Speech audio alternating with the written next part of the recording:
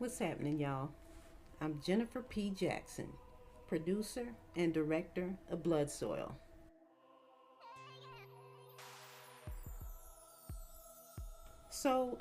The story of BLOODSOIL. It's about these slaves who are doing this ritual. They are out in the woods. They've escaped and they are out in the woods doing this ritual. They are calling upon their ancestors to help them carry their pain. And before they are able to finish, of course, they find them out there, and well, the time period, what happened. And so, but before they could finish the ritual, there's this artifact. It's a voodoo doll. It just kind of lays out there for centuries, and there happens to be like some construction or something going on in the area in the future, sometime in the future. One of the construction workers, he just kind of nonchalantly tosses it in the fire.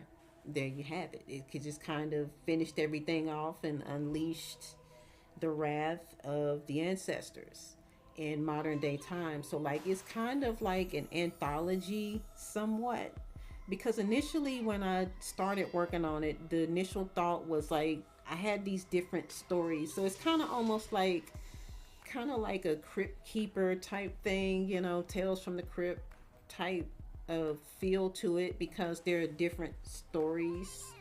I didn't want to just do it like an anthology because I knew I had that story in the beginning, so I needed some kind of way to tie in what happened at the beginning to the stuff that was happening to make it make sense. And then I don't know, like I said, it just kind of wrote itself for the most part.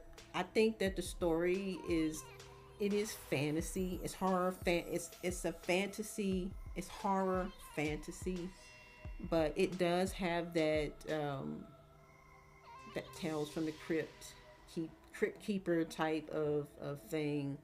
I personally like retro horror, so it just kind of gives me that feel, like Creep Show. I love a good creature feature, so it's got that retro creature feature type of vibe to it.